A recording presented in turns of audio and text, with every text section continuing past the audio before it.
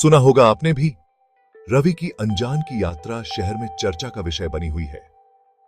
लोग उसकी हिम्मत और साहस की कहानियां सुनाते नहीं थकते। हर गली, हर नुक्कड़ पर उसकी यात्रा के किस्से गूंजते हैं। दिलचस्पी है तो चलिए गहराई में उतरते हैं। रवि की कहानी सिर्फ एक यात्रा की नहीं, बल्कि आत्म खोज की भी है। यह कहानी हमें सिखाती है कि कभी-कभी हमें अपने भीतर झांकना पड़ता है, अपने सपनों को समझने के लिए। शांतिपुर के साधारण से गांव में लोग सादा जीवन जीते थे। वहां की हवा में एक सुकून था, एक शांति थी जो शहरों में नहीं मिलती। लोग अपने खेतों में मेहनत करते, पशुओं की देखभाल करते और शाम को एक दूसरे के साथ गपशप करते। खेत, पशु और शाम की गपशप उनके दिनों को भरते थे। हर दिन एक जैसा होता, लेकिन उसमें भी एक अनोखी सुंदरता थी। गांव के लोग अपने छोटे छोटे सुखों में खुश रहते थे। लेकिन रवि, एक युवा किसान, संतुष्ट नहीं था। उसके मन में कुछ और ही चल रहा था। वह जानता था कि उसकी जिंदगी में कुछ कमी है, कुछ ऐसा जो उसे खींच रहा था, लेकिन वह समझ नहीं पा रहा था कि वह क्या है। उसकी आंखों में अनजान का सपना था। वह अक्सर रात को तारों को देखता और सोचता कि उसके जीवन का असली उद्देश्य क्या है। उसे लगता था कि उसकी जिंदगी में कुछ बड़ा करने का मकसद है। एक तारों भरी रात उसने गांव छोड़कर अनजान की तलाश करने का फैसला किया।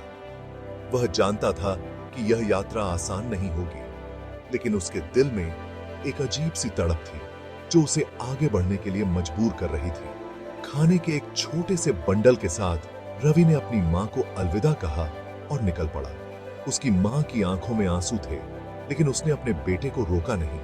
वह जानती थी कि रवि की यह यात्रा उसकी आत्मा की पुकार है। नदियां, घने जंगल और ऊंची चोटियों ने उसे रोज परखा। हर कदम पर उसे नई चुनौतियों का सामना करना पड़ा, लेकिन हर चुनौती ने उसे और मजबूत बनाया। उसने सीखा कि असली ताकत हमारे भीतर होती है। चुनौतियों ने उसे मजबूत बनाया और वापस लौटने की सलाह के बावजूद उसका दिल उसे आगे बढ़ाता रहा। उसने कभी हार नहीं मानी। हर मुश्किल को उसने एक नए अवसर के रूप में देखा। एक बंजर रेगिस्तान में, प्यासा और कमजोर, उसे एक हरा भरा नखलिस्तान दिखाई दिया। वह जानता था कि यह उसकी यात्रा का एक महत्वपूर्ण मोड़ है। उसने अपनी आखिरी ताकत के साथ उस नखलिस्तान की ओर दौड़ लगाई।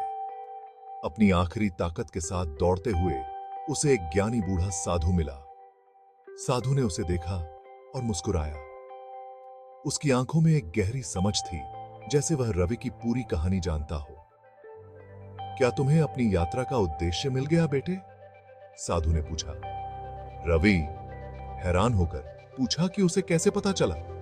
साधु ने मुस्कुराते हुए कहा, क्योंकि जो अनजान तुम खोजते हो वह तुम्हारे भीतर ही है। रवि हैरान होकर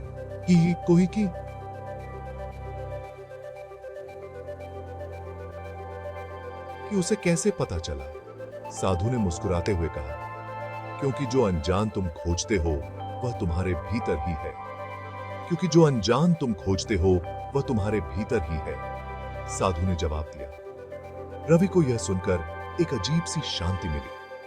उसे समझ में आया कि उसकी यात्रा का असली मकसद क्या था।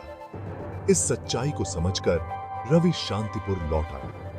अब मन में शांति के साथ उसने महसूस किया कि असली यात्रा हमारे भीतर की होती है। उसने अपने गांव में लौटकर अपनी समझ को साझा करने का फैसला किया। उसने अपनी समझ को साझा किया, जिसने ग्रामीणों को अपनी आंतरिक यात्रा शुरू करने के लिए प्रेरित किया।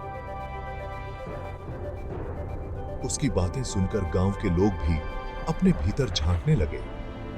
उन्होंने महसूस किया कि असली खुशी और शांति हमारे भीतर ही होती है। अनजान की रवि की खोज ने सिर्फ उसे नहीं, बल्कि उसके पूरे गांव को बदल दिया। आपकी यात्रा क्या है? क्या आप भी अपने भीतर की यात्रा पर निकलने के लिए तैयार हैं? रवि की कहानी हमें सिखाती है कि असली यात्रा हमारे भीतर की होती है। और असली खजाना हमारे दिल में छिपा होता है।